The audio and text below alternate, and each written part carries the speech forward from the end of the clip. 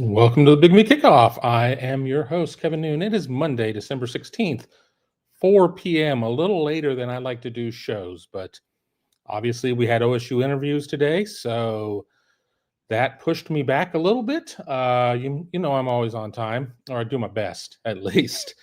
A lot of stuff going on today. As I said, OSU interviews, Aaron Nolan to the portal, lots of things going on, plus the start of bowl week kicked off on Saturday, and we have games this week, including the college football playoff. Indiana, Notre Dame on Friday, and then on Saturday, the three games of consequence to everybody with Ohio State and Tennessee wrapping things up. I am getting some scores in front of me, so if you wonder why I am looking around, that is why we have games on Wednesday with the Boca Raton Bowl, Western Kentucky, James Madison, Cal and UNLV in the Art of Sport LA Bowl. Okay, whatever. But we have games. We can talk about that. We can talk about OSU interviews. We can talk about anything. As I said, 5 days. 5 days of Big Me Kickoff this week. We'll see if I can do it. I've talked a good game through the past. Oh, we're going to have more. We're going to have more. Life happens. It doesn't happen sometimes. So we will do our best with that. I will probably even try to work from my office where I have better audio and certainly better lighting instead of sitting here in my dining room. But a lot of stuff going on today, as I said, and I've just not made it upstairs. So how is everybody out there doing? Mika Hanna says, hey, Kevin, good to see you, my friend. How are you doing, Mika? Saw you on the 12 o'clock stream for the press conference. Jeff Frazier, thanks, Kev. Appreciate it. Of course, Jeff, of course. And Grover Cleveland watching us on Twitter X. Looking forward to the OSU Tennessee game, but Clemson, Texas will be the most entertaining game of the weekend. I'm going to mark that one because we'll get to that. We'll talk about some of the games. Again, I haven't really done a deep dive on a lot of other games. I've been so locked in on Ohio State, Tennessee, obviously for reasons of that is my job to do that. Need to kind of keep track of what's going on there. Got a couple more. Jordan Kapler, if Ohio State loses, we all blame Kevin, right? No, we all blame Tom. It is still 2024, the year of blaming Tom. When that big apple drops on New Year's Eve, it'll be the year of Tony. I don't have to worry till 2026 to be Jordan's punchline. Hopefully by then we have an additional staffer so I can, buy myself a year of peace. And Robert Howard, what's up, Kevin? Not much. Again, just sitting around trying to get some things turned around. But I'm going to say it before you do. Yes, I'm wearing a blue sweatshirt. I was wearing a white one. Brought Taco Bell home on my way home from OSU. Brand new sweatshirt that I've never worn. Didn't want to spill on it. And this sweatshirt was on the back of a chair, so I put it on. So this was not what I wore to Ohio State, so don't worry about it. Again, this was a sweatshirt. I didn't care if I got taco sauce on. Mika asking, thoughts on Chip today? And I'm going to say this, and I may have to repeat it as people kind of come in later on the show. I think Ohio State did itself a disservice with not having coordinators available a week ago. And here's why. If you have an additional press availability a week earlier, we get to ask all the questions about what went wrong against Michigan, et cetera, et cetera, et cetera, et cetera. And that's all over and done with. Those questions have been asked. Those stories have been written. And then today is more about Tennessee. Well, this is the first chance that we had to talk to Chip. And those questions had to be asked. And it's funny because there were people on the show thread who were like, too many questions about Michigan. Just get on with it. But if you go into our Twitter mentions, oh my goodness, you guys aren't doing your job. You guys aren't asking the tough questions. Well, when would you like us to ask them? Ohio State controls the interview schedule. We don't, we're not invited to practice. We don't get to do an off-field walk-off with Chip Kelly.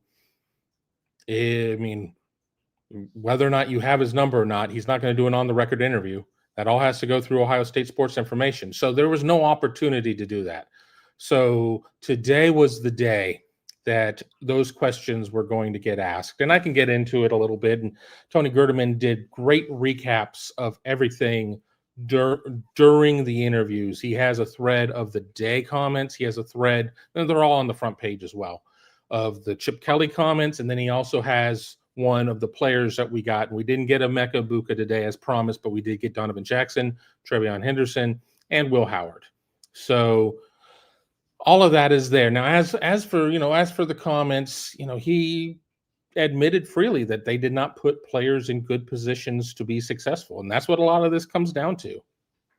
And he was also asked, Ohio State had a lot of success in its 2-minute offense at the end of the half. One of the times you're going to run a 2-minute offense. Why not do that more? And that's not always necessarily going to be there. I mean, and there's a lot of talk about the tempo of the game and everything else there, and that I think some of this more goes to Ryan Day, that the game is slowed down, and he likes Will Howard being in the huddle and being able to look his players in the eye and everything. I do think Ohio State needs to run more tempo, but this is the thing mechanically. In order for tempo to work, you have to be successful on first down.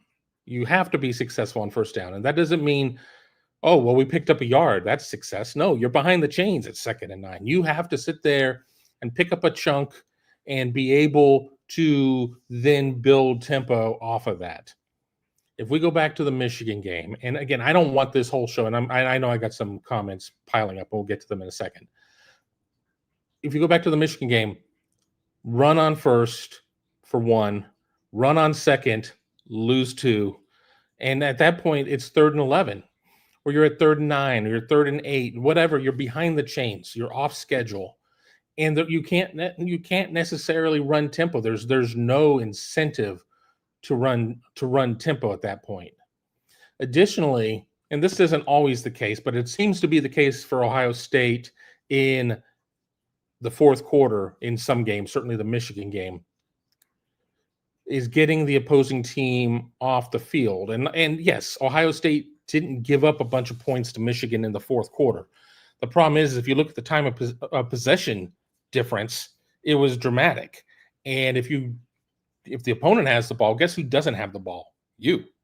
So if you get the ball at that point, you probably don't want to run tempo, because even if you sit there, I mean, obviously if you score, it's a non-issue. Yay, we scored. But if not, I mean, if you sit there and you only use 35 seconds of time off the clock because you ran tempo, throw a couple incompletions, I mean, you're just giving the ball right back to the other team, and they're just going to chew off 6 more minutes off the clock. So, there are some issues there, but Chip was asked a lot of questions about the Michigan game, as he should have been. I don't even think he would doubt that should be the case. It's the first chance we had to talk to him.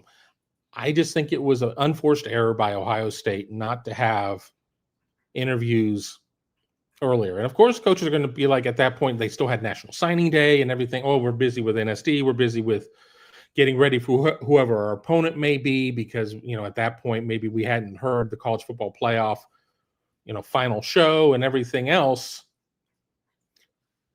I just think that we would have had a much smoother situation. And I expect some of the same tomorrow when Ohio State brings Jim Knowles out. And I don't think there are going to be as many questions about the Michigan game. Ohio State only gave up 13 points.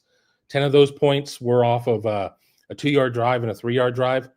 So 5 yards of total offense led to 10 points because of turnovers. Obviously a problem, but that's why the questions happened when they did. So those are my thoughts on that, Meek. I could get into more detail. Let me get caught up here for some things. I see McRib conversations, things like that. We'll kind of go through what we've got. I'm going to star questions that I like and get to them. Not going to go more than an hour. We may go a little shorter. It just really depends. You guys program this show. You dictate what we talk about. Just for my own programming, this is Monday, Tuesday, Wednesday, Thursday. all taped shows. So there will be shows, but we will not have a live show. Friday, we will do another live show. I don't know the time yet. We won't have OSU interviews, obviously. I'd like to do it in the morning, Eastern time. And the reason why is I might have some friends coming in for the game. I'd like to go get a pop with them. Hell, if you're local in Columbus and want to get a pop sometime, let me know. I mean, I'm not saying, I'm going to go out to a bar at 2:00 every day of the week. That would be problematic. But, I love meeting our members. If you're not a member of Buckeye Huddle, get on board right now. $4.99 for your first month. I think there are a lot of people on this chat who are members who will tell you that is a good time. Full access to all of our coverage. Tom, Tony, myself covering the team. Mark covering recruiting. Ross and his team covering analysis. All at BuckeyeHuddle.com. All right, we're going to get to that. McChickens, Gimme Woodies, Handsome Stud, Kevin. I do my best. I need to get some sort of beard treatment so I can fill in these blotches and everything else. I don't know if I'm sold on the beard or not. I've never grown one. Those of you who followed the show 3 years know that I'll get bored. I'll grow a goatee. It won't fill in. I'll get pissed off and I'll shave it. This is the longest I've gone without shaving. I mean, I trim a little bit. I shave my neck. I'm not going to be neck beard guy. That just does not work for me. It's too itchy. But I think I need to get a good beard oil or something like that. See if I can fill it in. And then if I actually do like it or whatever, maybe I'm going to need to color it. I don't care as much about the gray, but it does come in various shades of everything, and it looks like a calico cat. Questions about air, we'll get to that in a minute. Odysseus, Twitter brings out the worst in fans. That's social media. I mean, a lot of people are anonymous on there, and when you're Bucks fan 1, 2, 3, nobody knows who you are, and your pictures of your dog. I mean, you can say all sorts of wild, horrible things, and there's no real issue.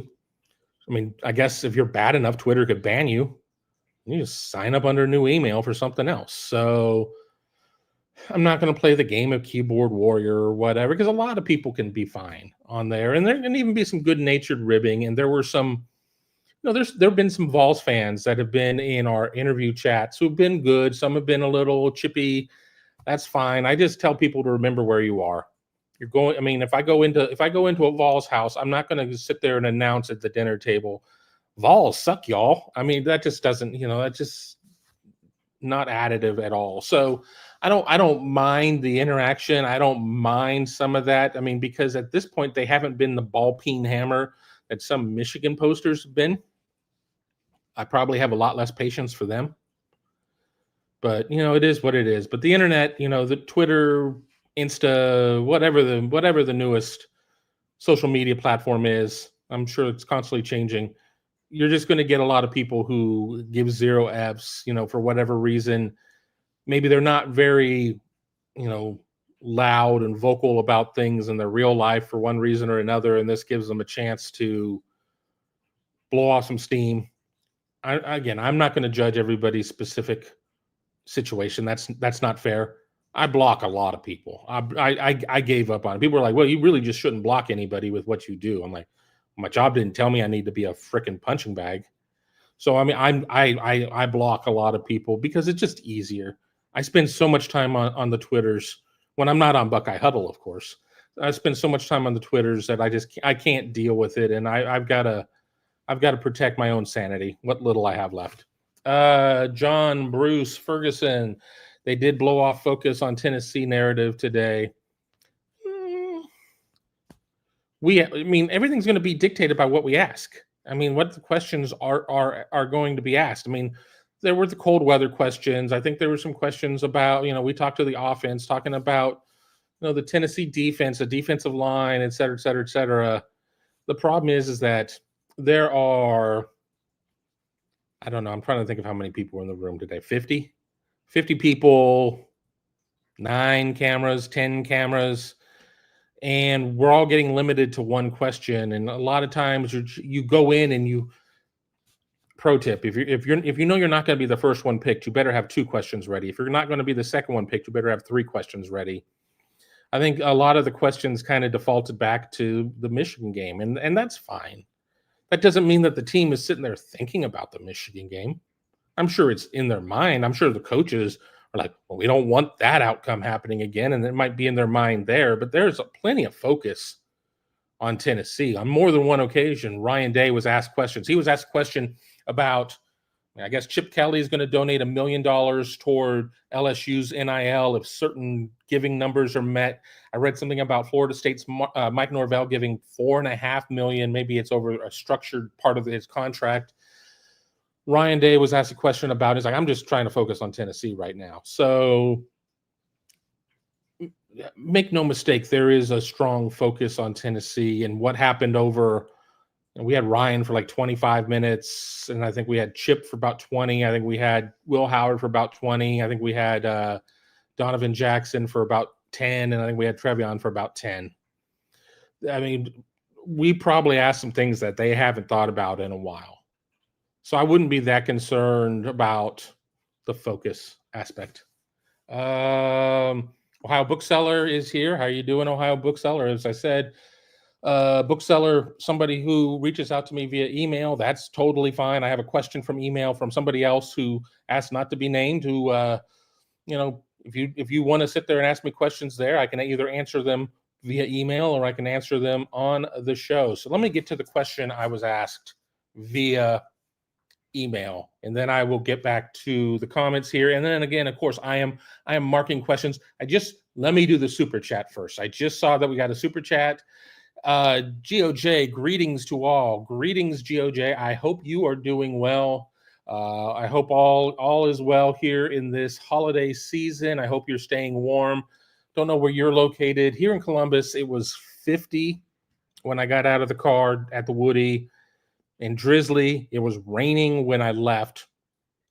People in Columbus lose their damn minds when it's raining. They don't know how to drive.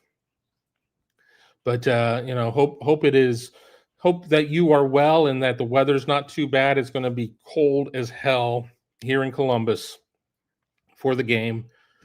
Everybody I think on the Tennessee side keeps talking about the high, which will be like 30 or something like that, when the game is at 8:00 at night. And the high is never at 8:00 at night in Columbus, Ohio. 365 days a year. It's going to be cold. It's going to be miserable. Trevion Henderson was asked about the cold. He's like, just bring it on.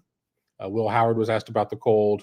Just talking about how it really wasn't particularly a cold season up until the Michigan game. And he didn't say Michigan. He has to do push-ups. I don't know if I could do 10 push-ups right now. Between a bad elbow and a fat belly, I don't think I could do either. But the question I was asked is, why doesn't Ohio State practice at Ohio Stadium? And there are multiple answers. I mean, Ohio State did run a practice at Ohio Stadium in the spring, and that was a recruiting event. And let me tell you that it was not necessarily the most productive practice that I've ever seen in my life. I'm trying to scroll up to where we were. Okay, that's where we were. You have 5 fields at the Woody. 1 indoor turf. Outdoor, you have 2 grass, 2 turf. You can get a lot more done if you can spread people out over multiple fields. You have your nicer locker room at the Woody than you do at the stadium. Everybody sees these pictures of these beautiful locker rooms with, TV hookups and massage chairs and water slides and whatever the hell. Those aren't at the stadium. You're at the stadium, if you're lucky, 8 times in the season, 9 times, I guess, if you put the spring game in. But you are at the Woody a hell of a lot more. So you're going to have, and this is the same of any program, so you're going to have your nice locker room at your facility. So you're going to have to schlep. You're either going to have to put everybody on the buses in full gear and then have them go and do their practice and then bring them back, or are you going to sit there and have everybody schlep their gear, have the equipment team, really? Let's be honest. The equipment team, load up the game locker room and get everybody ready. I don't see any upside with that. It's not like there are any fans, so it's not like you're going to necessarily go and run a practice in front of 40,000 fans. I mean, Ohio State could get away with it if it wanted to. I mean, it certainly could, but coaches are a very nervous lot. and they don't necessarily want anybody seeing what the hell it is they're doing. There's a reason why the practices that they opened up for whatever was the foundation or whoever did the first 4 practices, that's the first 4 is because there's absolutely nothing of consequence going on at that point. A couple of days are in shorts. I mean, you're not in full pads for any of them. It's just an opportunity to see the team. So I don't know what the upside necessarily would be. The person who sent me the email was talking about home field advantage, and I don't know if I understood that, because I don't know how a practice at your stadium is necessarily going to change anything when so much of a home field advantage is it's not being comfortable playing in your stadium. There are no weird ground rules there. There's not the green monster. You're not having to field footballs off of the green monster or anything crazy like that. There's not like a net that if you throw the ball too high, it's going to end up in the net that you have to learn how to play around. Home field advantage has to deal with, the environment, the crowd, et cetera, et cetera, et cetera. If anything, you need to have practice for the crowd. You need to have practice for the crowd so they know, so you don't have to have the young lady or young guy out there who's like, all right, fans, get loud. I mean, I'm not doing the, oh, it's cool to crap on the fans. No, hell no. Without the fans, I wouldn't have a job. There are times where Ohio Stadium is not as loud as it should be. I don't think that's going to be a problem on Saturday night. I think some of the fans that are the quieter fans, it's going to be too late and too cold for them. That doesn't mean that some of them won't be there. Maybe in the Huntington suites. Which, okay. You're telling me I can watch the game indoors and have a lot of drinks and not have to go stand in beer lines and everything else? But I think it should be fine. So those are my thoughts on that question. But again, if you want to email me any questions about our schedule, anything like that, you can get me at kevin@buckeyegrove.com. McChicken says Chip needs a McRib. Who doesn't need a McRib? I made the mistake of having a McRib a second time this whole cycle, and it wasn't as good as the first time. I don't need any more McRibs. None until 25. I'm done. I don't need them. Now, if McDonald's sponsored the Rose Bowl and if Ohio State beats Tennessee and like the media meal was a McRib, okay, twist my arm. But I don't need to pay for any more McRibs. I'm done. I'm freaking done. Florida Buckeye, one of the best smokers of meat that I know around. Yo, Kevin and Buckeye fans, OH. And I finished that jar of that stuff that when we came on Southern Swing to visit you, that we put on the brisket and everything. I can't remember the name of it to save my life. I have it written down somewhere. Yeah, I can't find it in Ohio. I'm going to have to figure that one out. CW2 Day Chip Howard all seemed down in the mouth today.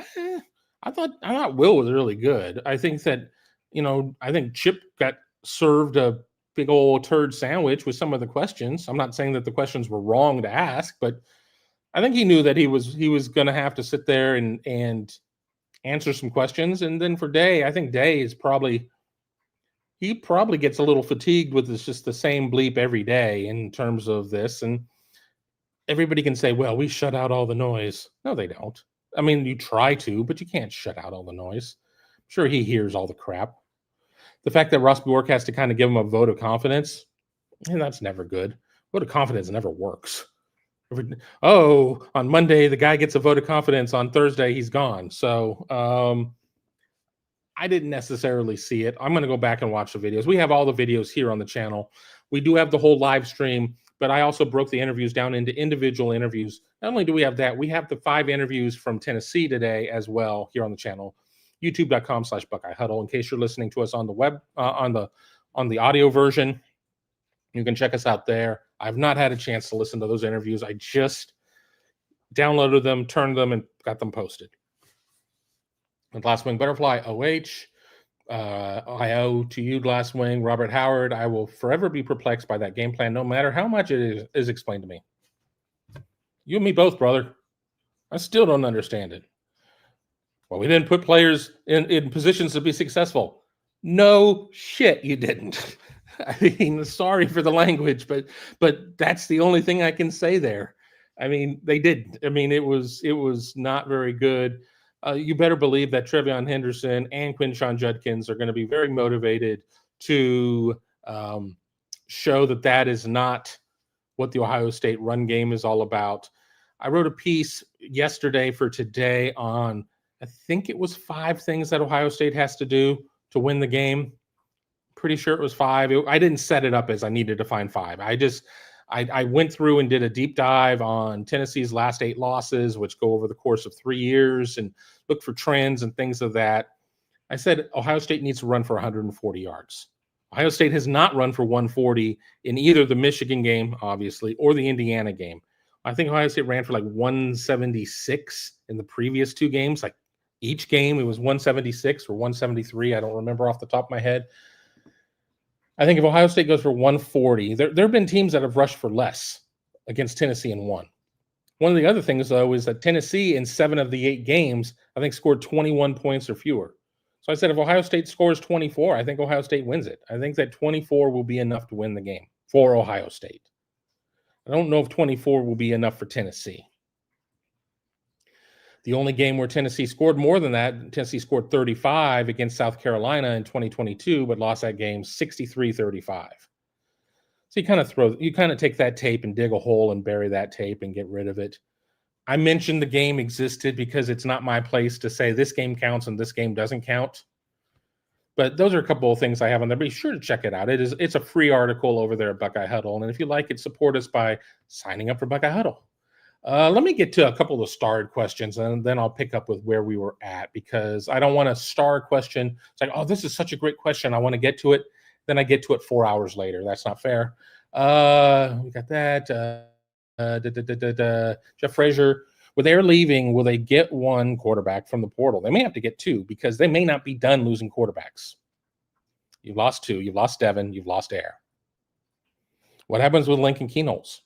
I don't put kids in the portal. I do not attach names to the portal. That's not fair. You can't unring a bell. You sit there and you say, oh, I think a kid is portaling, and he doesn't. And it's like, people get this notion that the kid is already disloyal because maybe he was even considering it, which is unfair. So I don't put kids in the portal, but I'm going to play the what if game here because it makes sense. What if Keenholz decides to leave? Ohio State has 2 quarterbacks at that point: Julian Sayin and Tavian St. Clair. You're going to have to get 2 quarterbacks at that point. I think if Keenholz stays, I think the quarterback you have to get is a little bit of a different DNA than the quarterback you have to get if Keenholz leaves. Now, people will be like, but Kevin, Keenholz is what, 4th on the depth chart right now? Yeah, he's 4th, in my opinion. I mean, he might be right there with Sayin, but we see Sayin before we see Keenholz come out on the field. So I would say that as things stand right this minute, Brown's 2 and Sayin is 3. But with Brown already announcing his intention to portal, Sayin is 2. Keenholz would be 3. But so if Keenholz leaves, I think you have to have more of a game-ready quarterback to come in, somebody to push Julian Sayin. Now, that's not saying that you're going to be able to go out and get a Cam Ward. I think you need to have somebody who Julian Sayin has an opportunity to beat out. But I also don't think you can go out and get a Tristan Gebbia from Oregon State who wanted to come here really just to learn how to coach. I think you have to have somebody who is a little bit more game ready to get into the mix, because that's a real big ask if something happens to put true freshman Tavian St. Clair in. I'm not saying necessarily that Ohio State would have some of the same issues that Nebraska had under Dylan Raiola, but a true freshman's a true freshman in many regards. Now, arm talent and everything else and weapons to throw to, all of that changes the geometry to an extent. But you want to make sure the goal is to have four scholarship quarterbacks on your roster. If you get down to 2, you need 2 more, not to oversimplify it. So, Jeff, to your point, yeah, they need to get at least one portal quarterback. And I think they really need to work hard to keep Lincoln. And I think the pitch you make there is, look, you're going to come in and be the number 2 guy. You're going to be right behind Julian Sayin. And there's no, and I don't even think you say it like that, but that's what you insinuate. You're going to be competing for the starting position with Julian. But even if you lose out, you're the number 2. So you're going to see playing time. And you do that, you get yourself a good amount of tape, and then you go somewhere after the season, and you're in a much better position to win the starting job wherever you may go. Plus, there are a lot of quarterbacks in the portal already. So that's my view. I think what the quarterback room needs to be in 25 is Sayin, Keenholz, transfer, St. Clair. In that order, maybe not in that order. I think it just depends. I think that by the time you get to the 2/3 point of the season, maybe St. Clair's moved up some. I mean, the kid has done an amazing job of his development from where he was as a sophomore to where he stands today. I'll tell you. So, I don't know on there. To get to, some other questions that I'd seen, though, there were a lot of questions about or comments about, really wishing Air, the best, and really thought he had a shot. I mean, and it was a tough situation. He committed to Ohio State as the lone quarterback in the class, was supposed to be the lone quarterback in the class, was the lone quarterback in the class due to the fact that Julian Sayin was a transfer. Now, he'd only been at Alabama for like 14 seconds, but Julian Sayin was a transfer. So Ohio State didn't necessarily do Air Nolan dirty. This was not a case of it's a one-man class, psych, deal with it, we're bringing in somebody else. It was an opportunity that Ohio State had a chance to get a quarterback it really, really wanted, and he became available upon Nick Saban's retirement, and they took him.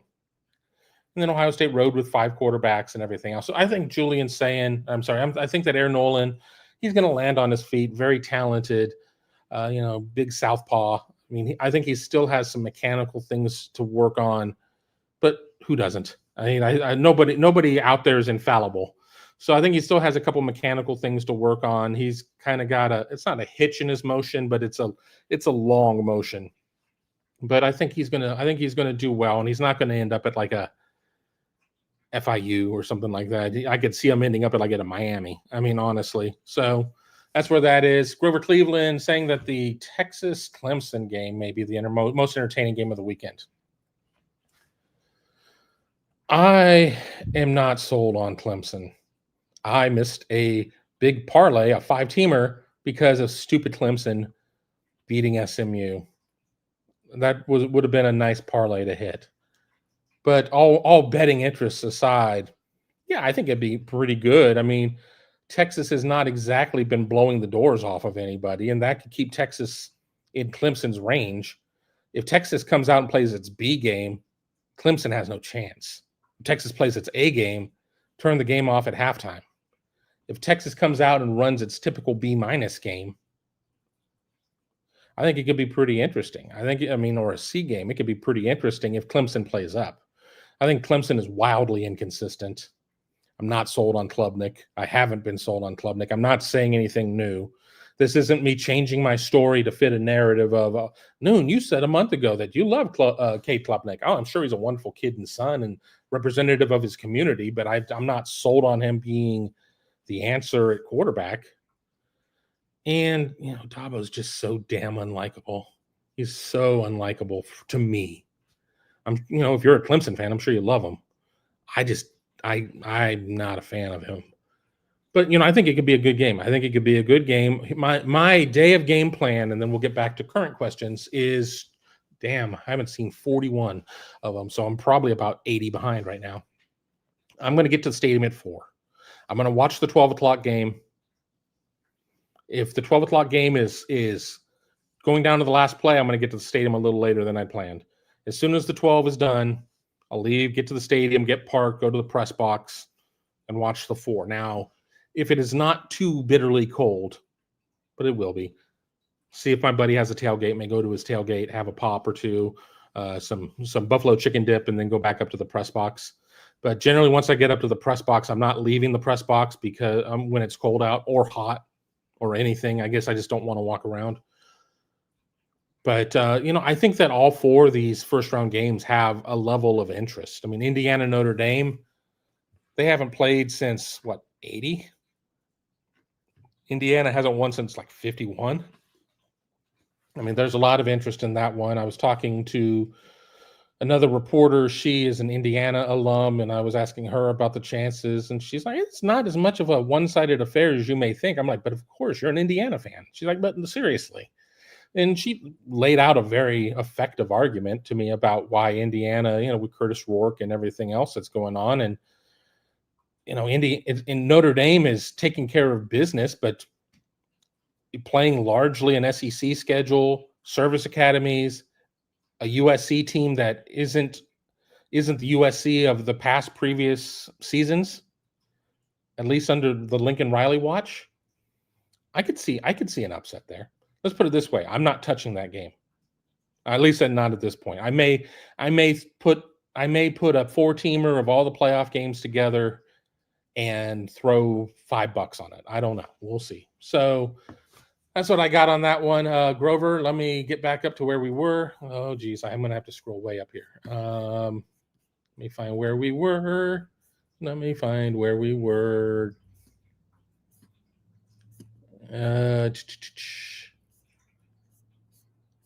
Sorry. All right. Close enough. I think I know where we are now. If I missed a question, I apologize.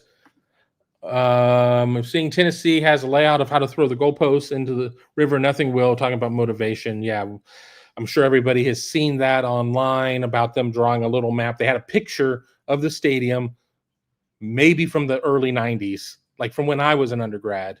South stands. It was the south stands that they could collapse most of it down and put it away for the winter.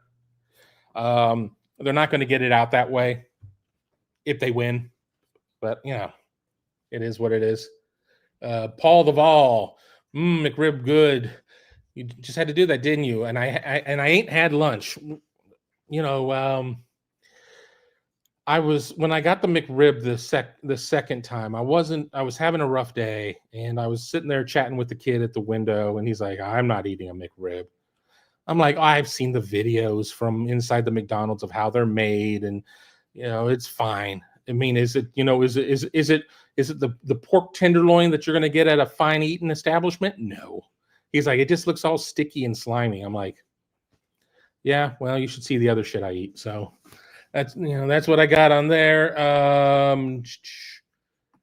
McChicken is talking about my comment earlier about Ancient Aliens. Don't be hating on Ancient Aliens. I got home, turned on the TV. It was on History Channel. I don't remember leaving it on History Channel last night. And they were, of course, talking about how Ancient Aliens involved, in terms of, the winter solstice or some crap like that. I'm like, click, and turned it off. But I'm like, I never watched that show. And I like History Channel. I mean, granted, the shows I watch are not really historical, Pawn Stars and American Pickers. I mean, I guess, this antique car or whatever. A lot of times I have the TV on as background noise as I'm writing. I just finally on my Apple TV hooked up my Sirius XM into it. So sometimes I just turn on music too. I'm not going to say anything about Michigan at this point, Tyler, so I apologize. BJ Blanton, I hope Ohio State wins the game this weekend against Tennessee. It would be good for business. And I hope if Ohio State wins that we finally get a lot of people off the sideline and over at BuckeyeHuddle.com. Something else you can do right now, whether you're an Ohio State fan or not, is subscribe to our channel here at youtube.com/BuckeyeHuddle. Hit that subscribe button, hit the bell, hit the thumbs up. All of that helps us out. Our reach goes up with more subscribers. The thumbs up helps our reach. It helps us get out to more Ohio State fans, more college football fans. 99% of the time, our chats are civil here. So if you enjoy your time here, you can do that. There's no obligation with that. But make the obligation. Sign up for Buckeye Huddle. Let me just put here. Mika says, I love Air. Very sad. Mika, you were like one of the first people I thought about when I saw the tweet, because I know you love you some Air Noland. And I was like, oh, Mika's going to be pissed. So there you go. Paul the Vol. I'll tell you again, I really do like your quarterback. There are a lot of good athletes on teams that we will never get to know. I, for one, was very impressed with the interviews. Yeah, Will Howard has never lost an interview. He has never lost an interview. Kyle McCord was a little awkward with his interviews.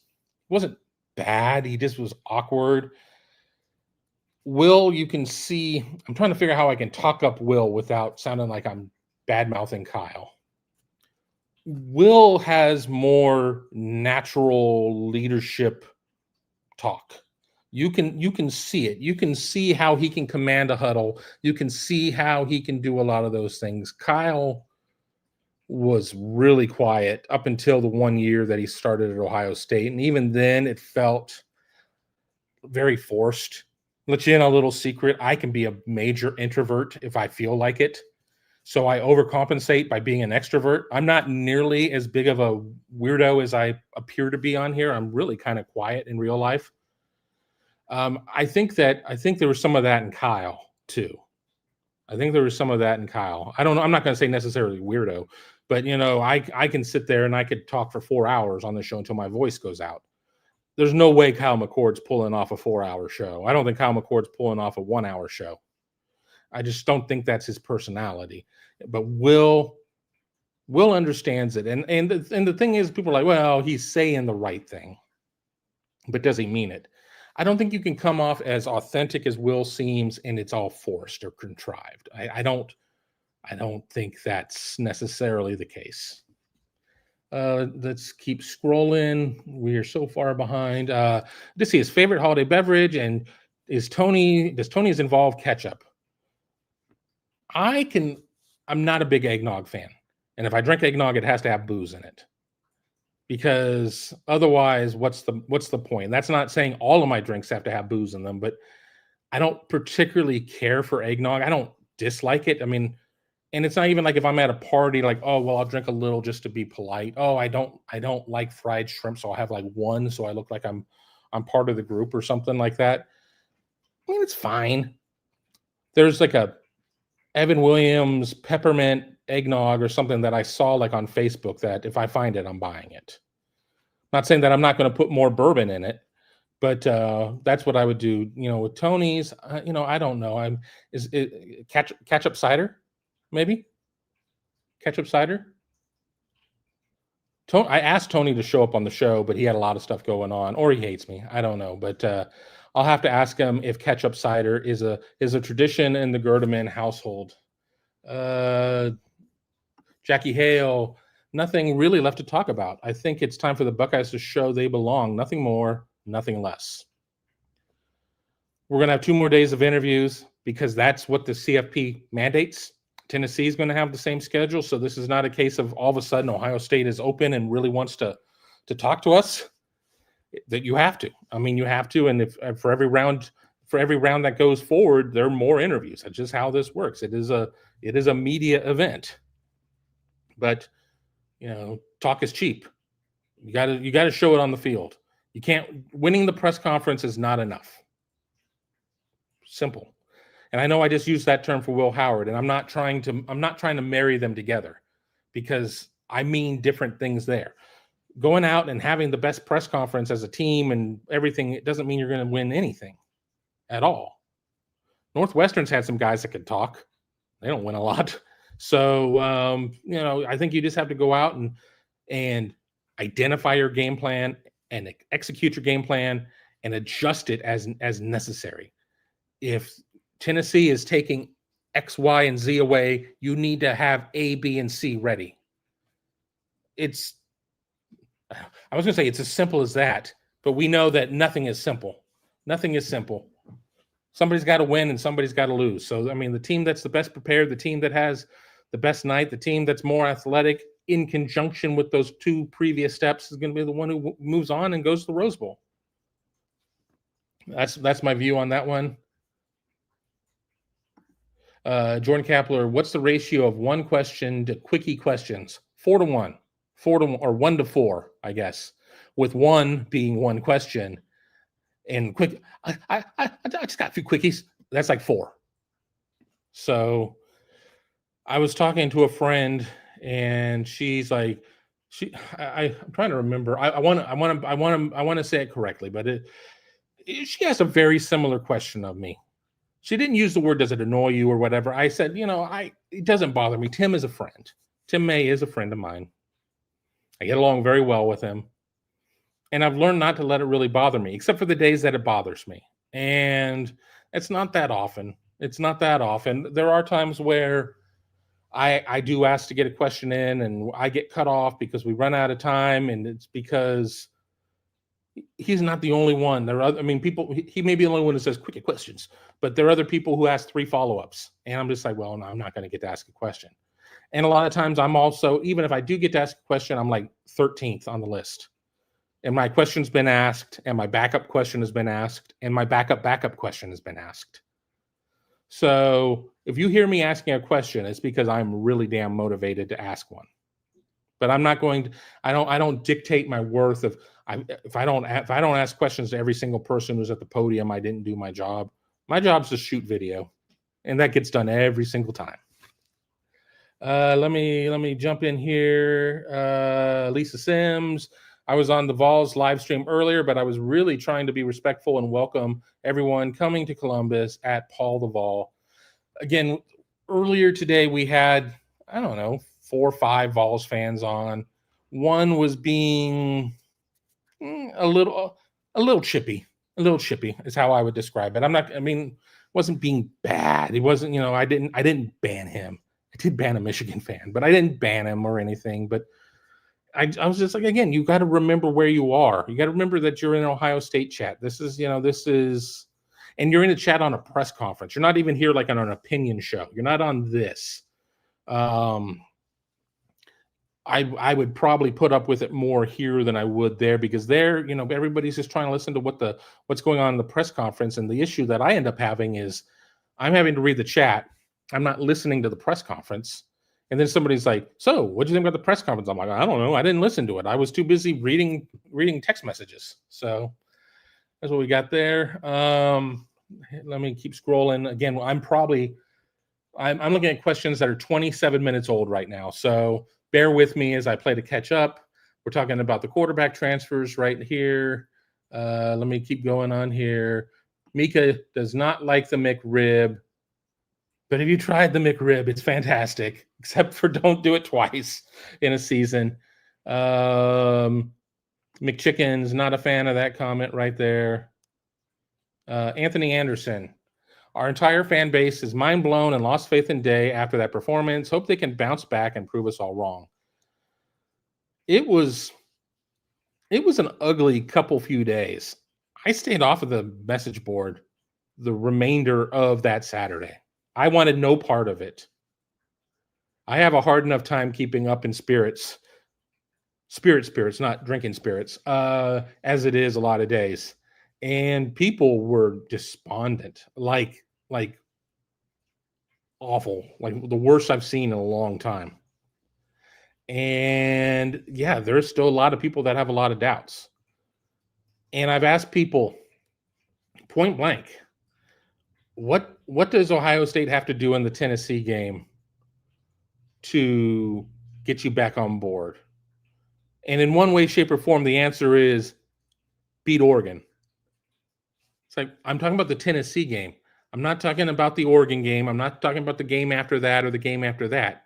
Those 3 games are not guaranteed. If they don't beat Tennessee, it's going to be ugly in Columbus. So what do they have to do? And nobody's given me anything, because here's the diminishing returns on this. And Vols fans, cover your ears, because I do not mean this to be disrespectful. And I think you could say that in the opposite direction to kind of justify some things, but I'm going to say it from an Ohio State direction, because that's who I'm talking to, really. If Ohio State wins the game by 28, not saying it's going to happen. If Ohio State wins the game by 28, to most fans, it proves that Tennessee wasn't any good in the first place. So winning the game by 4 scores, I don't think is necessarily going to make anybody feel any better. Well, Ohio State should have beat Michigan by 4 scores, just like it beat Tennessee.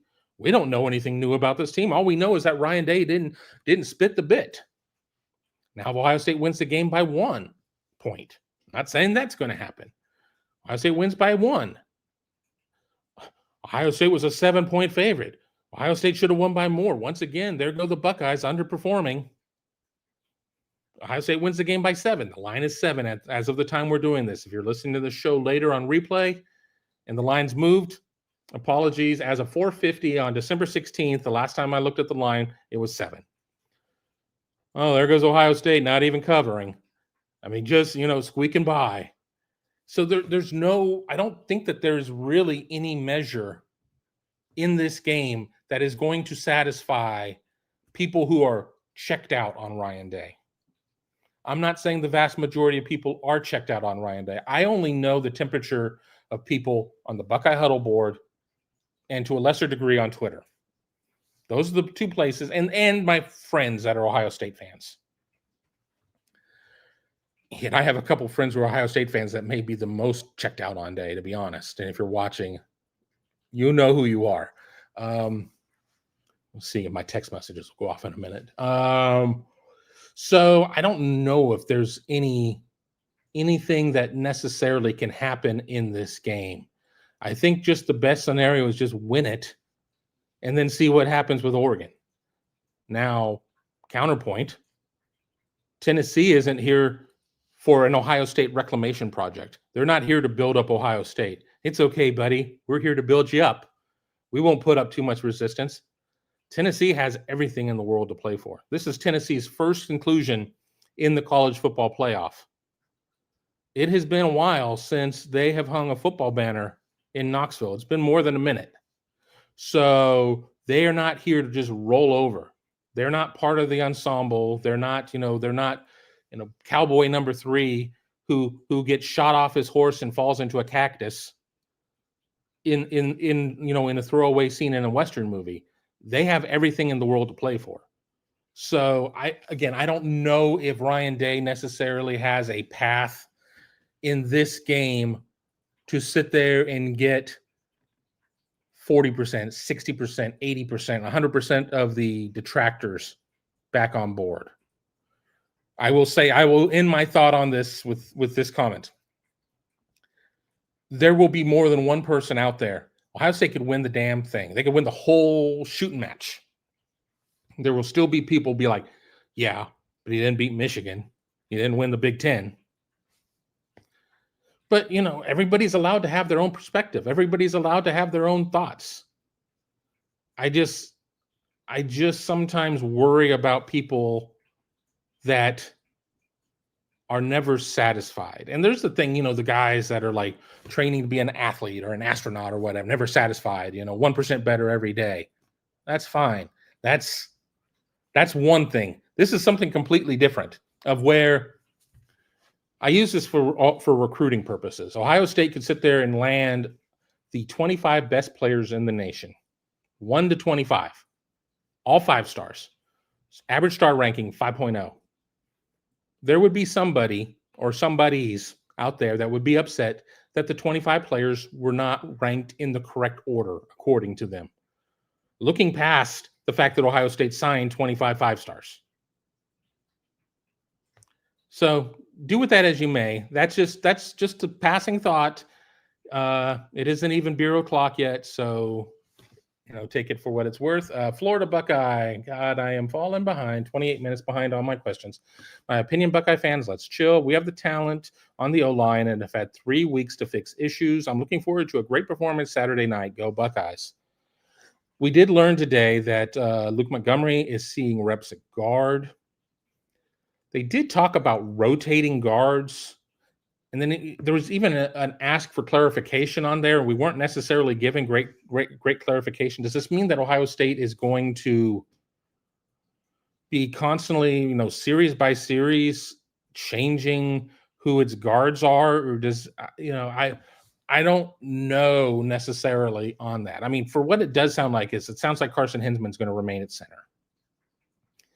And then you're going to have some combination of Tegra, Austin, and Luke.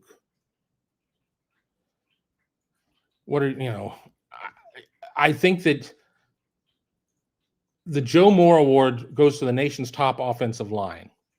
And that's generally 1 to 5. That's not 1 through 10 in your room, not 1 through 15, not 1 through 6. It's 1 through 5. I think you do need to settle on your 5 best offensive linemen and ride or die with them. So I don't necessarily know, but it wouldn't be I wouldn't be completely shocked if Ohio State is putting a little bit of a red herring out there too. But I don't know. We'll see. I was surprised after the McLaughlin injury that they were forthcoming before Indiana. That happened like on the Monday night or the Tuesday. It happened because we were doing our college football playoff ranking show. It happened on Tuesday practice. And on Wednesday, Day was forthcoming. I mean, the injury is one thing, but being forthcoming there, but about what their plan was of how they were going to shuffle the line. I certainly didn't expect them to give us a firm answer today or Wednesday when we talk today again. So we're going to have to kind of wait and see. We have to wait and see. Anthony Anderson thinks this will be a great Christmas gift with them bouncing back. It certainly would. Not for Paul Duvall and some of the other fans out there who I'll say this. I've come to find a lot of people rooting against Ohio State in this game. Tennessee absolutely can root against Ohio State. That makes sense. They're playing them. Read a thread on a national college football board that remains unnamed. And anybody who is an SEC fan seems, except for a couple of Florida fans, but and I know there are a lot of hated rivalries in the SEC. I get that. I lived in Nashville for 2 years. I lived in Atlanta for 6 months. I mean, I've spent time in the South. I haven't lived in the deep South. I haven't lived in Mississippi or anything like that, but I've lived in the South. But there are a lot of people that are rooting against Ohio State. There was a Ducks fan who was in our earlier chat today pulling for the Vols, and I answered. I never got an answer back about this. I said, I know, you just want no business seeing Ohio State again after the last meeting.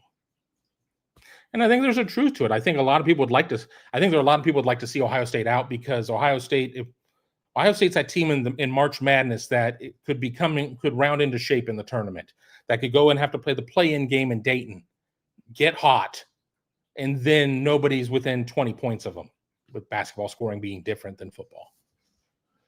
I think there's the people that are certainly going to bring up the SEC owns Ohio State narrative in the postseason. I'm not even talking about going back to 2010 in the Arkansas game. I guess technically it would have been 11. It was the 10 season, the 11. Yeah, because it was Tressel's last game. But Ohio State beat Alabama in 2014. The fact I'm having to go back 10 years is problematic to an extent, but Ohio State isn't drawing a lot of SEC teams these days. Ohio State was drawing Georgia, Tennessee in the Citrus Bowl or the Hall of Fame Bowl or bowls like that in Florida, which shame on Ohio State. Ohio State should have been better in those games. Plain and simple. But, I think there are a lot of people who are rooting for Ohio State or rooting against Ohio State for that. And you're not going to see that brotherhood in the Big Ten. I do see threads now and then. I'm rooting for everybody in the Big Ten except Michigan. Or we could go and look at a Purdue person's like, I'm rooting for everybody in the Big Ten except Indiana or whatever. But you don't see that as much. You don't see that as much, in my opinion. And whether or not that's just message board BS or there's actual follow through, I can't answer that. I used to date somebody a while back who had multiple favorite teams in the same conference. I was like, you can't do that. You can't have multiple. One, you can't have multiple teams. Why not? Because I said so. You can't have multiple teams. And two, you can't have multiple teams in the same conference. I'm a Cowboys fan and a Commanders fan. What the hell with that? A Cowboys fan and a Redskins fan. You can't do that. I'm a Dodgers fan and a Giants fan. You can't do that. I'm sorry to have to be the mayor of sports, but I'm going to be the mayor of sports. You can't have two fandoms in the same damn conference. That's just not right. I'm getting all worked up. Getting all worked up as we're closing in here in an hour. So let me recap here at the top of the hour. We will get through your questions. I promise. Come hell or high water. A lot of them may not be relevant anymore because we've talked about it or that it's happened such a long time ago. I'm like, I don't want to go over an hour, and I've gone an hour.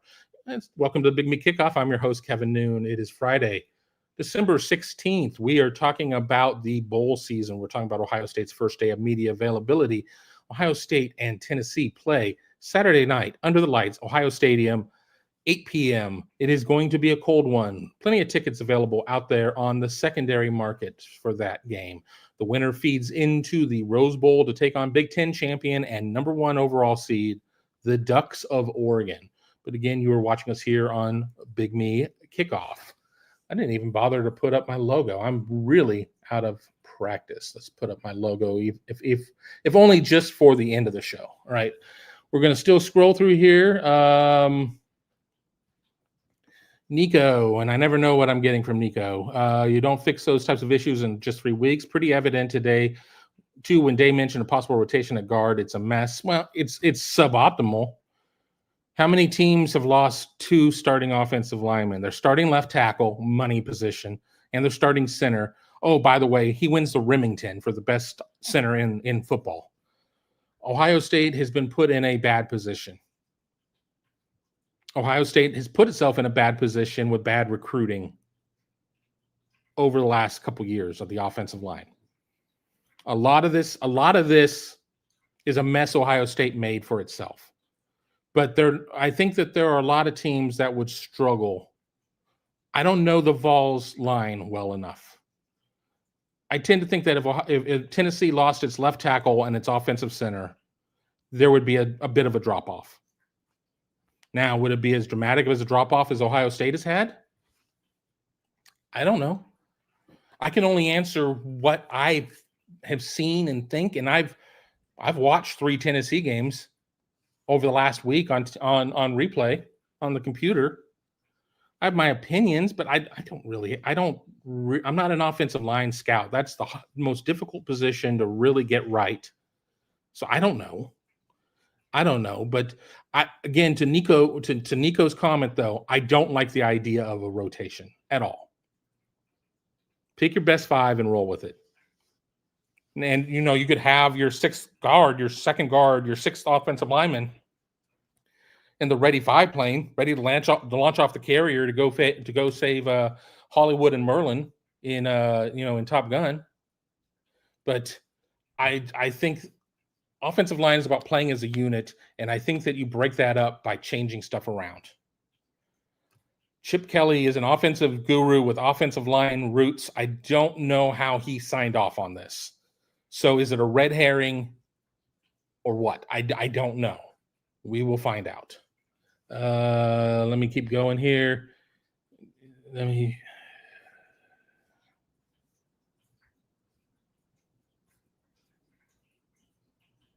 I don't mean to be pausing. I'm just trying to scroll through some things. GOJ saying it's the real deal. Nolan even knows it. The room is tight, and all root for another. They do. Tavian St. Clair welcomed or sent good wishes to Aaron Noland on Twitter right before we went on the air. The room is tight. I think that everybody, they would like to see everybody have a chance to eat. You can't do that at quarterback at one school, so you may have to be spread out into the wind to do it. But Sayin is the real deal. If he grew 2 inches, look out. But he's a little on the short side. We've seen short quarterbacks work out. He's not Kyler Murray. He's is he like, the size of what, Stetson Bennett? I don't know, but he's not Kyler Murray. So I think that Ohio State's not in deep weeds yet, but I think that if Keenholz leaves, they probably need to add 2 quarterbacks. And at that point, you kind of have to change what it is you're looking for. Maybe you do get a Gunnar Hoke type as, your old reliable who's there to be like the veteran in the room, and then you go get somebody else who may push for the job. I don't know. Like a name that I saw not attached to Ohio State. I'm not starting any rumors. It's like Maryland's Billy Edwards is transferring. and he was crystal balled or whatever. Everybody's got their own version of that, to Michigan, and now it's Wisconsin. Do you go out and get somebody like that to try and push them? I don't know. Anthony Anderson believes Texas is fraudulent. They've certainly not gone and just, beat the paint off of any cars, at least not anybody that's been good. And you know why I know that? They haven't really played anybody that's all that good. A&M, Texas got the sweetheart deal in the SEC scheduling computer. Sweetheart deal. So what does Texas look like under duress? I don't know. Can Clemson provide duress? I don't think so. So I don't know. It's just me, Tim 79. If I'm air, I go to Colorado. I know that they've turned a lot of things around there. I know that the offensive line has turned around some. They're early in the season. I'm like, hell, Jordan Seaton, come on down. You're going to the portal.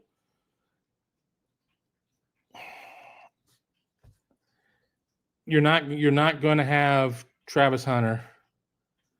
It is a team that's roster is always in such a state of flux. I don't know what to expect from year to year. And I know that we're only going into next year will be year 3. I mean, we don't have much of a track record to necessarily know what is going to be there. I think he needs to go somewhere where he's not under just this gigantic electron microscope. Colorado is under this giant electron microscope. You either love Colorado or you hate Colorado.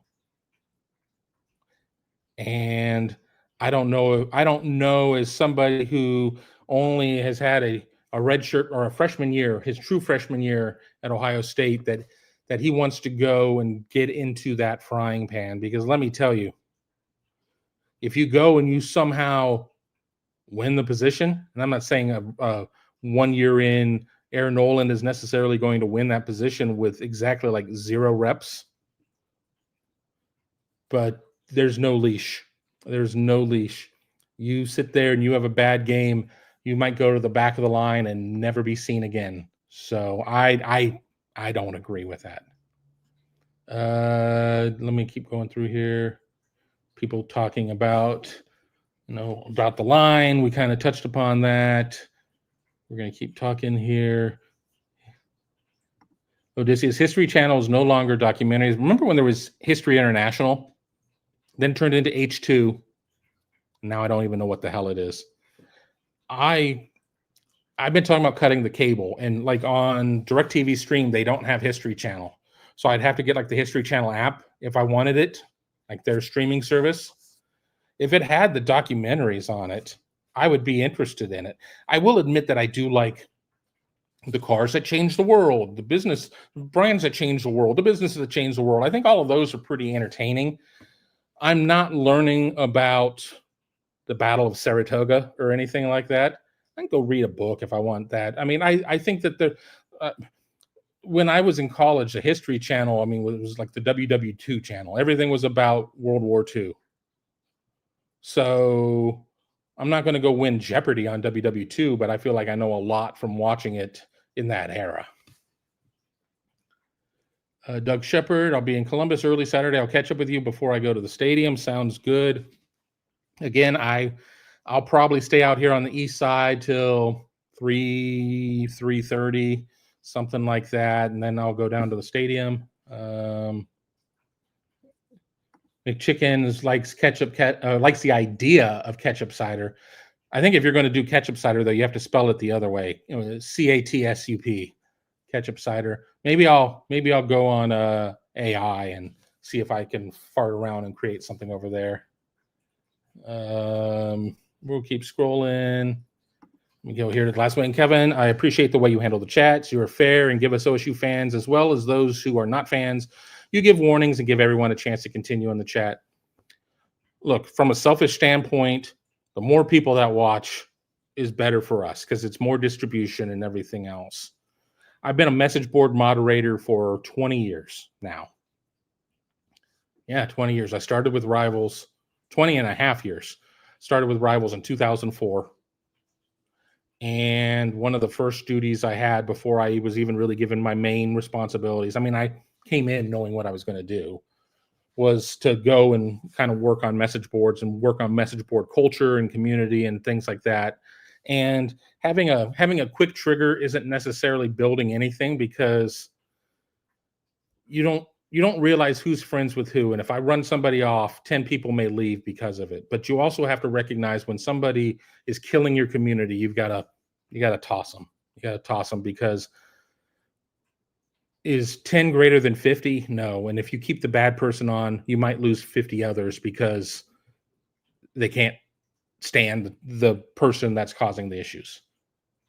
We're scrolling. I'm only 20 minutes behind on the chat now. So again, if I skip a question of yours, I apologize. I apologize if that's the case. Here we go right here. Oregon does not want to see us again. Get past Tennessee and find out. And again, I know I am not the team. If I talk about looking past Tennessee, that does not equal the team is looking past Tennessee. That just means I'm having a conversation with posters, chatters that want to talk about this. But even with Ohio State being down, you look at the two teams, Seth McLaughlin, who got injured again prior to Indiana. Ohio State lost Josh Simmons during the Oregon game. They're down Gabe Powers, who has already entered the portal and is not with the team. One more name in the portal. Kojo's back. Oh, Jaden Ballard gone. He will not be with the team for the playoff run either. But yeah, I don't think Oregon really likes the idea of that. But I don't, Oregon's, it's the devil you know or the devil you don't know. Tennessee creates some issues too. Tennessee would create issues as well. So am I playing it more down the middle because I know they're fans of the opponent in here? No, not really. I try to be fair. Mostly, I try not to fill people's heads with just unrealistic things, but it happens sometimes. But yeah, I mean, Oregon knows that Ohio State took them to the last series, 32-31, a 1-point game, questionable OPI call away from winning it. Of course, you got to make the kick, but people weren't down on Ohio State's kicker at that point. So I don't know. Cheryl's asking if I got what Chip said on the presser, and this is the problem when I fall behind on the chat. That question is 15 minutes old, and I don't know exactly what you were referring to, so I will continue to scroll down, and if I see it, I will try to address it. Let me keep going here. Ryan Strable, I lived 30 minutes from Neyland Stadium for 8 years. I graduated from Sevier County High School. I lived in Tennessee. I know how to pronounce these places.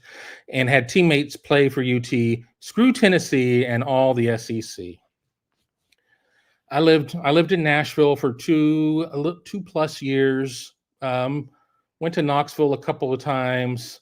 Spent a little bit of time out in in the Pigeon Forge area, out the mountain Myrtle Beach, as everybody will call it. I can understand of proximity and that not being necessarily home, that it could be a bit much. I lived in Dallas for 5 years and learned at that point that I didn't like Texas or Texas A&M because it was just constant, and I didn't necessarily live 30 minutes from Austin or College Station. So you're going to get that. You're going to get that. If anything, you're doing that. You're living in one of those situations really tests your resolve of maintaining your fandom for your team, because you are just getting it thrown at you over and over and over and over again, especially in something like this, where Ohio State and Tennessee have played each other once.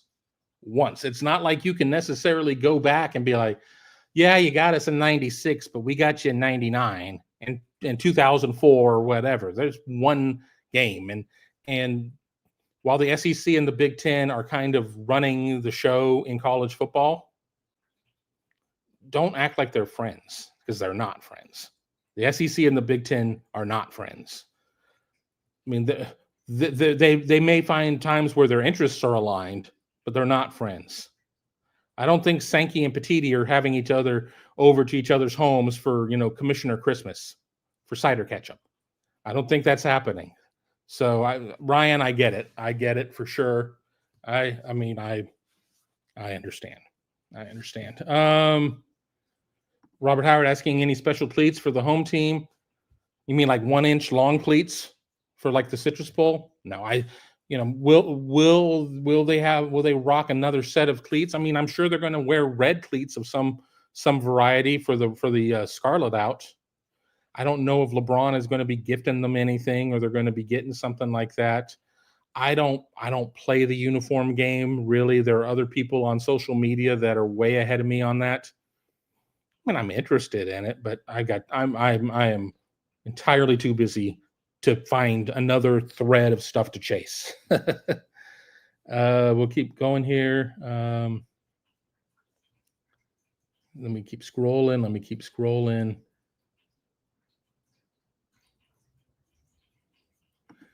Scarlet and Blue. Might have to ask about that name. Anyone else feel as if the next game is being odd due to it being a home game? I remember walking out of Ohio Stadium after the loss to Michigan. It's like, is this the last time I'm going to be in here this year? I knew Ohio State was still going to get in the playoff. And once Ohio State lost to Michigan, I knew that it was going to likely be a home game. Highly likely be a home game. But Ohio State could have slid further in. I mean, hell, this game could have been in Knoxville. Ohio State could have drawn another road game. So there is a level of oddness to it. I joked with Jerry Emig, Ohio State Sports Information Director. I said, yeah, I need a hotel for this game because I'm just used to staying in hotels for playoff games. And he laughed and he's like, well, I'm not telling you not to get one. I'm like, I don't want to pay for it.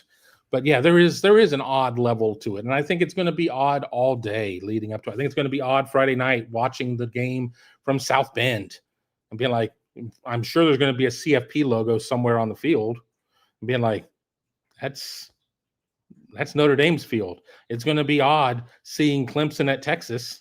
It's going to be odd seeing whoever the hell at Penn State. It shows you how much I've paid attention to everything. So yeah, odd is the right term, Scarlet and Blue. There is a level of oddity to this. Let me keep going through here. Again, we are blowing through a lot of comments. I apologize. We have fallen so far behind. Even if I had a producer on my show, he wouldn't be able to keep up with the way when I get into a long conversation about something. Okay, we're getting closer, so I can start going through. Scarlet and Blue. Ewers is a stiff. He can throw the ball fine, but is not mobile at all. I've not watched a lot of Clemson this year, but I don't think this Clemson team has the defensive line that it had 5 years ago, 7 years ago, 9 years ago. I mean, there was a stretch where Clemson was right there with Alabama. Georgia hadn't really broken through yet of having the best defensive lines in the nation. Ewers certainly has had some up and down moments. He's had some games where he's been very mid. He's had some games where he's looked a little better. I mean, I know a lot of Texas people would like to see the Manning era start now in earnest, like for real, not like, we'll play you and we'll kind of see what we got. I don't think that Ewers is the man that leads that team to a national championship this year. I don't know if Manning is. I think that there were some other issues with Texas this year to why Texas isn't necessarily. I would not bet on Texas to win the national championship. And I'm not saying, I'm out there fading them or anything. I have no action on national champion this year. None. But I feel pretty confident in saying Texas will not win it. I just don't buy it. A lot of people are like, well, if Ohio State wins 2, it would have to face Texas in the Cotton. And I know that means that Texas really only has to, Texas would have to go and win a couple. But I'm just not sold on them. I don't know. I can't explain it. I can't put my finger on one reason in particular why I don't think Texas is going to do it. And again, Discarded Blues comment, he has Ewers mentioned. I mean, I think there are a lot of other people who might agree that Ewers is not necessarily the guy. I think that them being down several running backs, and that's not taking anything away from who's running the ball now. I think if Texas has a more solid running game, they would be more scary to me. But a third teamer is a third teamer for a reason. A fourth teamer is a fourth teamer for a reason. Yeah, you're going to get better as the season goes on. If you lose two guys in fall camp or whenever they lost them, if you have 12 starts under your belt or 12 games where you have at least 17 carries, you're better than you were 12 weeks ago, 16 weeks ago, whatever. But I'm talking my voice out right now. I don't see it. I don't see it. Odysseus says that he's injury prone. Paul Duvall says that he doesn't care for Ewers. So apparently I'm not in my I'm not dying on that hill alone right now. Scarlet and Blue, is he actually planning on transferring? And I read a little while ago, Ewers had a first round potential. Quinn Ewers, this is a crummy quarterback draft. Plain and simple. If you need a quarterback round one and you're going by way of the draft rather than free agency, good luck. It's not a great quarterback draft. There was a story out there that Ewers could look to transfer. Texas is really itching to get to the Arch Manning era. Ewers is weighing his possibilities. Going to the NFL. Is sitting another year, staying in college another year and playing 12, 14, 16 more games, is that going to move him up? A big Texas alum I know said that that Ewers is not transferring. My guy knows his stuff, but he knows his stuff from a Texas standpoint. I'm not saying he necessarily knows things from a Ewers standpoint.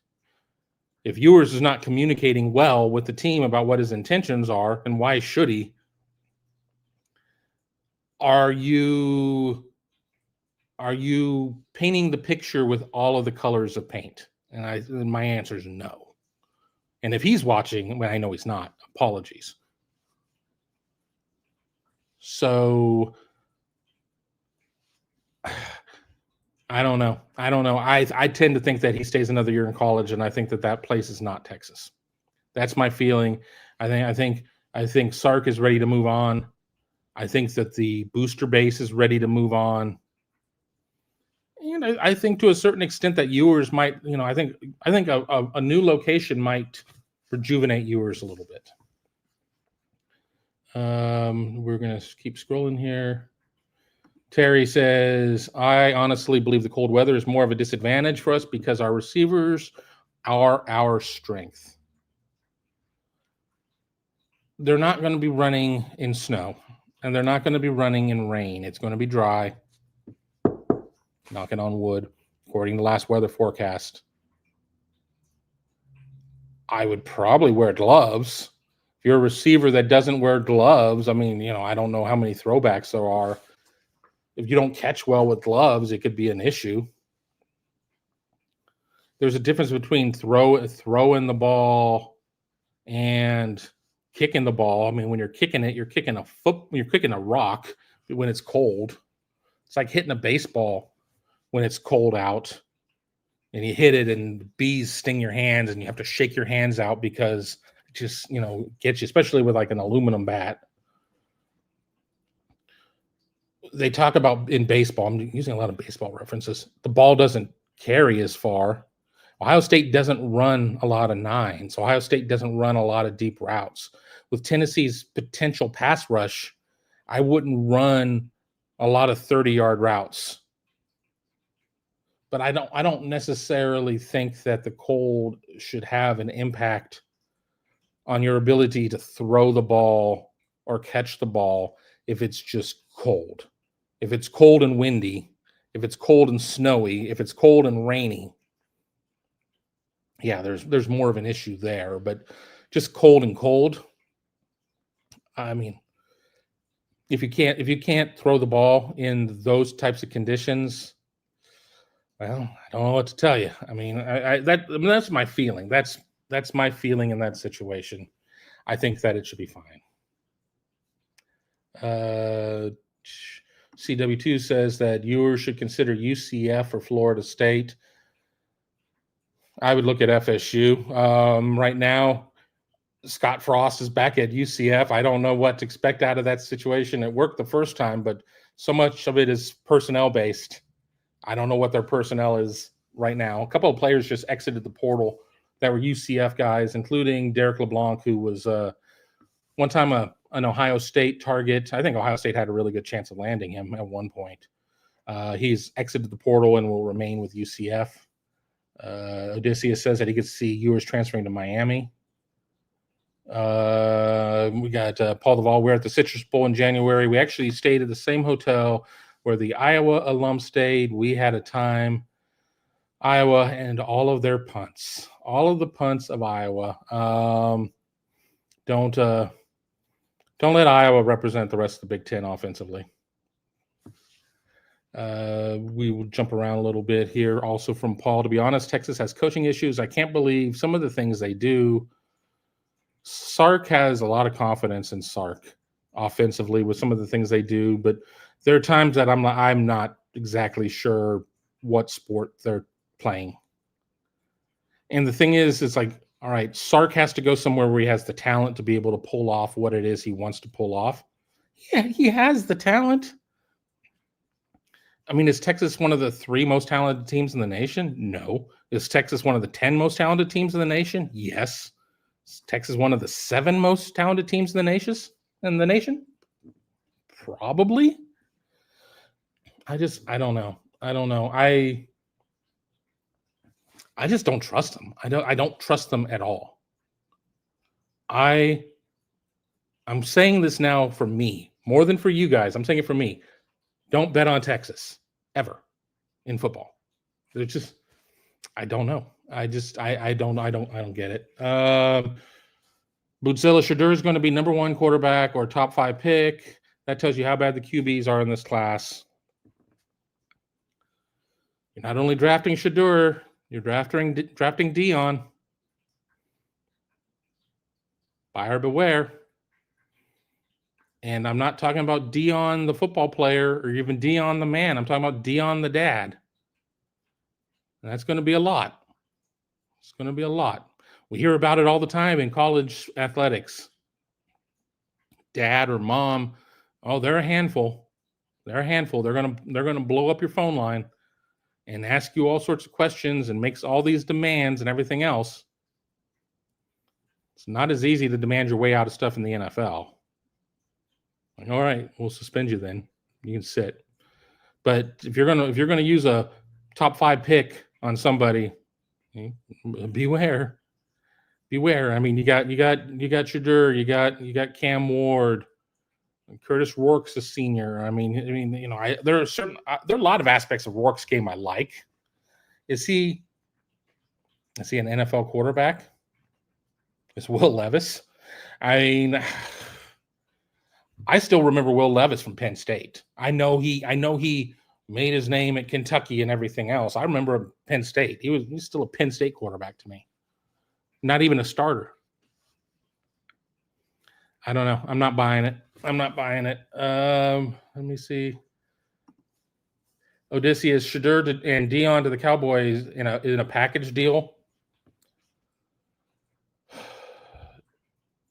It's just dumb enough for Jerry to do. And I say that as a Cowboys fan. And every year I'm like, I'm done. This is my last year of being a Cowboys fan. I freaking hate them. My last year of being a Cowboys fan, I freaking hate them. Jerry loves the circus. Jerry won't bring in a GM because Jerry loves Jerry. Jerry will never bring in a coach that is going to require more oxygen in the room than him. So I could not see Dion coming in as the coach, but I could see him coming in. I could see him drafting Shador. I could see him moving up, leveraging the team, the reverse Herschel Walker trade, and putting them in a bad spot, thinking, well, think about all the tickets I'm going to sell the first year. I don't know. I don't like it. I don't like it at all. Mika's not a fan of Sanders at all. Paul Duvall, Sark would look good on the OSU sideline, don't you think? It takes a special person. I mean, all 133 Division 1A jobs, FBS, take a special person because of all the BS that you deal with as a head coach. The fundraising and everything else that you do that's non-football. Ohio State is a real meat grinder. I don't know if the OSU job would do much for Sark's sobriety. And I only say that a little tongue-in-cheek. I mean, I get it. Texas boosters are crazy. I mean, all that oil money and everything else, Texas boosters are crazy. Hell, Tennessee is not an easy place. I can name a few coaches that were bad fits. I think adult Bobby Hill's a hell of a coach. I like Josh Heupel. Yes, I'm still calling him adult Bobby Hill. I'm sorry.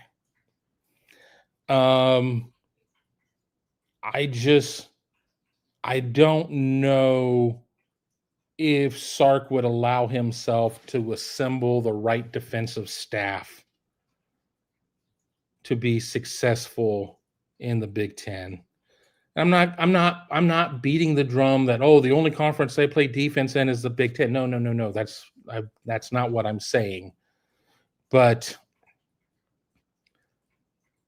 if you're this offensive genius and everything else, do you buy into this belief that, well, we're going to score so many points, I'm not that concerned. I want to put all my eggs in the offensive basket, and the defense will take care of itself. Yeah, I don't know. Let me go through here. Bootzilla, I was done after the Green Bay playoff game and really done after Jerry re-signed Dak again. Won't watch any more Cowboy games until Jerry is gone. Unfortunately, he's going to just give the team to his weird kids and their weird kids and so on and so on. He's not moving it. The only way that team is ever getting out of their hands is if the NFL moves in and forces a sale. I did sit there and listen to Jim Nantz during the Browns pregame show on CBS yesterday, trying to say that the winner of the Buffalo-Detroit game should be America's new team. First of all, America doesn't need Dallas as its team because, America needs to have a better outlook on itself, so don't let the Cowboys be the team. And I say that as a beleaguered, longtime, 40-plus year Cowboys fan. But I'll be G-damned if I'm ever going to root for the Lions. That's just not happening. Ever. I will not root for a team from the state of Michigan. Period. Full stop. So that's my view. That's my view on that one. But we've got an hour 33, and I think I'm going to start losing my voice. I don't think I have any more calls tonight. But I appreciate everybody joining me here. We will have taped shows the next 3 days, Tuesday, Wednesday, and Thursday for Big Me Kickoff. I will do a live show on Friday. Time to be determined. I'd say 10 a.m., 11 a.m. I know there's a show on at 12 most days that people want to listen to, and I try to steer clear of it. I don't want to make people choose. So I will do a better job of promoting it, though. It had over 300 people in the show most of the day, though, so that was pretty good. So I appreciate everybody joining me here on the show, even our Tennessee fans. What I get to do tonight after this, after I have a big glass of ice water, is write my win the game, 5 things Ohio State must do on defense. So look for that tomorrow at some point over at BuckeyeHuddle.com. I will also post a stream for defensive interviews. We're going to talk to Jim Knowles and 4 players, I believe, starting at 12 o'clock on Tuesday here on all of your favorite channels, youtube.com/BuckeyeHuddle, as well as our Facebook feed and our X channel. So yeah, I'm not going to take the bait. I saw something on there and I'm just not going to answer it. Until next time, I want to thank everybody for watching. Take care and talk to you soon.